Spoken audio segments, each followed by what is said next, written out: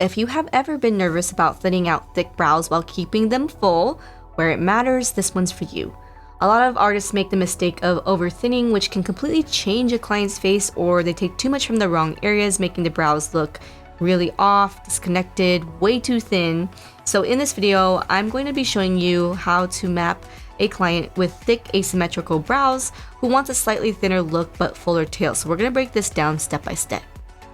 This client is young, so she naturally has thicker, fuller brows, but one brow is definitely higher than the other. So we can see that her right brow is definitely the higher brow here.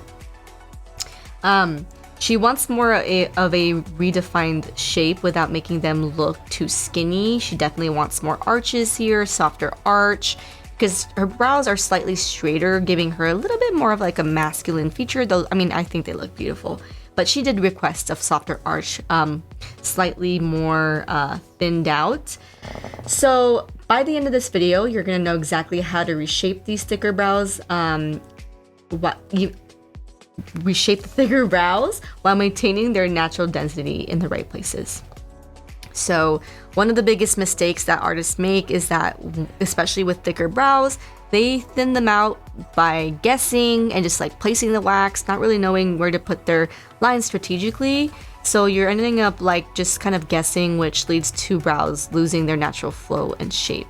So another issue that happens is artists try to match the asymmetry too much. So instead of really just focusing on small adjustments to enhance the client's unique face, right? And the tail, if you take off too much, it can make the brows look a little bit too stubby. If we make them too thin, it can make it look too skinny. So we just need to be mindful of these things, especially when creating this result. She did ask for a fuller tail specifically while maintaining a softer arch. So keep in mind that inside Badass Brows, I teach you guys how to shape thicker brows without making them look overdone and how to map for asymmetry in a way that is effortless. So plus I also teach you guys my consultation process, which is exactly how I stay booked out because it's in-depth, specific, and allows the client to have peace of mind because they get to be part of the consultation process.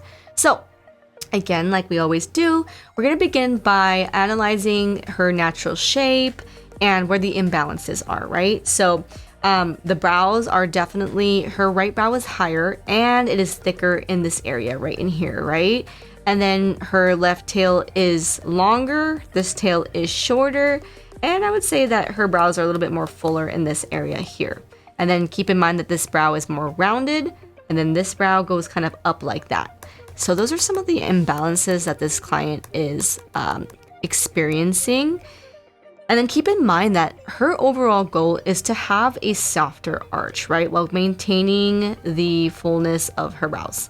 So let's take off some of that stabilization just a little bit because it's a little bit too much. So softer arch, which means we have to be able to take off like some of her hair without going too thin. So we're going to keep in mind that that's going to be our final shape, right? So planning the ideal thickness is important to maintain balance while not making them look too thin.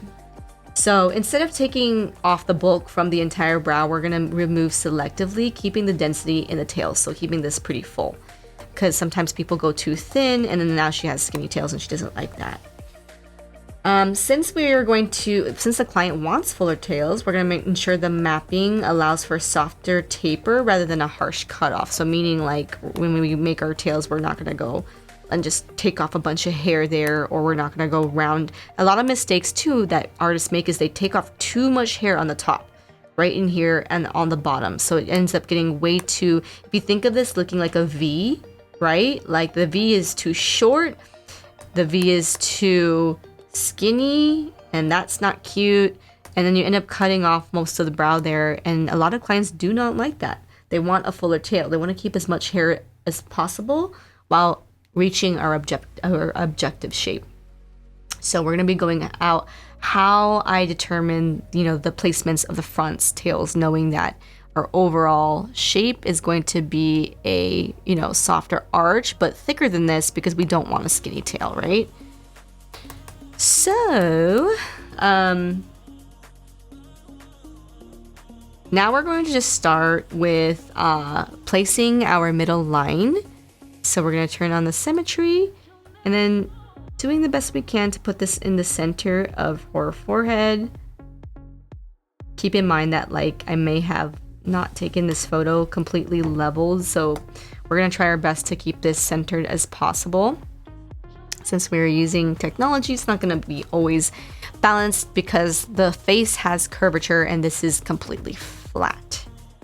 So first we're going to start with understanding, now we know that where the imbalances are, and then we want to understand what her favorite brow shape is, right? So she likes this brow on the left because overall it is wider and her shape is just like more consistent. So she likes that shape, whereas this one she considers to be a little bit more stubby because of the tail overall, and like the peak of the arch is just way too high.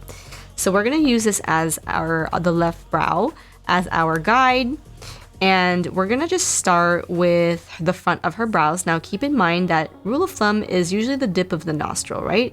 But you can see here that her hairs grow more inward than that. So again, these rules are not hard and fast, you guys. We want to just we want to tailor it to what the client's, specific needs are. So if you're ever unsure about taking that hair off, ask your client. Because in this case that her hairs are like way inside of this line, I actually need to move the center line to the left slightly more, because otherwise I will be cutting off too much of the hair on the right brow. So I'm going to move that to the left a little bit more. And I had a feeling, because I was like, So because those shorter hairs, which I'm about to show you in just a second, it's like that 1 millimeter, it grows in more on the side. So we just kind of want to be mindful of those hairs, right? So we're going to be using the last bit of hair on this side. She doesn't want her brows too far apart, so I would even go a little bit closer than that. And typically when I have like my Middle Eastern clients, they have hair that grows like with cowlicks in the fronts like this. So it's very common for them to like their brows a little bit closer together. Because if I were to cut this all off, that would be a blunt cut and it would just like shorten her brows too much. So really, we're only removing like these 3 hairs right in here, okay? So we want to keep that and preserve as much hair as possible. And again, if you're not sure, ask your client. Now keep in mind again that we're going to be creating a softer arch, and since this is her favorite brow, we can already see that the arch slopes down. This is the highest point. And then since we don't want too much of an arch, we're going to kind of follow where that starts to dip down right in here. So let's create that first line here. And again, you can use the iris, but I feel like that would be too close to the middle, and we don't want it to be too archy. So I'm going to take it a little bit further out.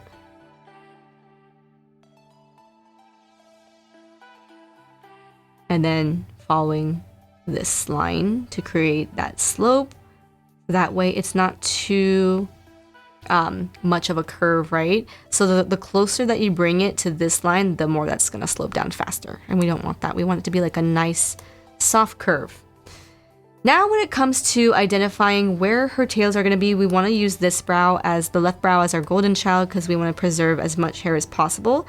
And then we're going to drag it down to the bow of her lip. So you can see on the right brow that we have a lot of space there that we want to preserve, right? And then now that we know where that's going, we're going to do create our 3 horizontal lines. That the first line is going to create the front of the brow, and keep in mind that I use the last bit of hair to determine that. I don't want to go too far past because we don't want those brows like curving down like that. In fact, we don't want them sloping that far down because she doesn't want, like, the more you have the arch curve like that, or the fronts or the angle of the brow like downwards, the more archy it's gonna look, right? The more that the angle is flat, the more straight the brow is gonna look. So we want to make sure that we don't go too far below where that her natural hair is. And then keep in mind that this brow on the right is higher. So do we sacrifice 1 hair on the left side to, kind of make it match the right? I say so. So we're going to bring it right about there, and that's kind of like the middle of the 2, right? Actually, that line is not straight, so we'll go again. And then keep in mind now that we have that we want to, her last bit of hair on the top, this is going to create the thickness of the brow. Because our brows are really thick, we have to be really careful not to go too high with this line. Otherwise, when we go to create her brows, right, like those will be thick. And she wants them a little bit thinner. So in this case, I'm going to bring them down a little bit like lower than where that last bit of hair is, because we're going to be creating a new shape. So I'm going to bring them down a little bit lower. And you know what? I'm actually going to bring this up slightly higher. And you guys are going to see why, because we're going to thin it out slightly. And then here. Okay, so we're going to start there. And then the last line that we're going to create is going to determine where the highest point of the arches are going to be. So we don't want to cut off too much hair on top. You see that cuts off way too much hair on the right brow. So we kind of want to preserve that. Now we're going to be sacrificing some hair on the right brow just because she is a little thicker on that side. So we're going to be removing more hair on that in general. And then I'm going to just kind of lower my stabilization here so I can create some dots for us to connect. And then here, here, here, and then out here. Okay, so now turn back that stabilization. Okay, and then we're going to connect the dots, keeping in mind that we want to do more of a softer arch. So we're gonna keep our angle of the body not too flat, like you see how that's like more of like a straight like horizontal line. We're gonna give it some we're gonna like create more of an angle. We're gonna go up into the brow a little more. Oops. So we're gonna go like this. So it's a little too curvy.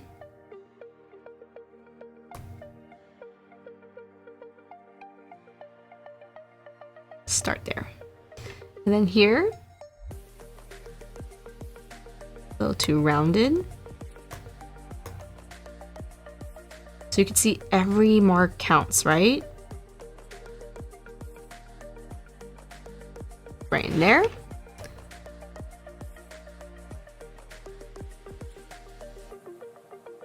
Now we want to pull this tail out a little bit. We don't want it to come too far below the front, otherwise it's going to look too droopy. So we're going to connect it and come out this way. It doesn't necessarily need to be that long, guys, because you can always shorten that a little bit more. Oops.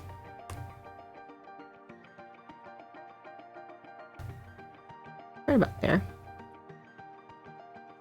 Now we want to keep that tail fuller, keep that in mind.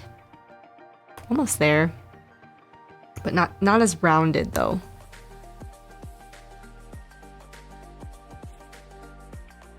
Too sharp.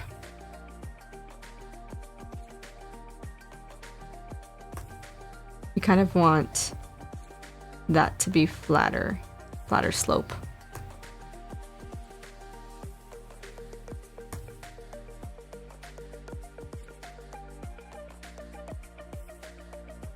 And if it's too high, you can always take a little bit of concealer, right? And like bring this down slightly right in here. So it's not as curved. And then maybe pull this out so it's like a little bit more outwards, right? And then we can always add like a little bit more tail like right in here. So it's like a nicer pull versus it coming like straight down. So you can always pull that tail out a little bit more. That way we're creating more lift here. So, and then we would clean this up a little bit right in here. And then overall, that's gonna be the shape that we're going for. So that is how I would create like a softer arch with a client who has thicker brows that wants to keep, you know, a thicker tail without removing too much hair. Keeping her features a little bit more feminine, rather than having like a super blocky brow. Those are the things that I would change. Now keep in mind, if you guys want to learn mapping more in depth, you want to learn the facial structure, you want to learn the complementary brow shapes, you want to really dive into the mapping lines, and just really seeing it demoed on live models. Make sure that you guys check out the Badass Brow online course for lamination, wax, mapping, and stain below. And, just get started on leveling up your guys' work this year.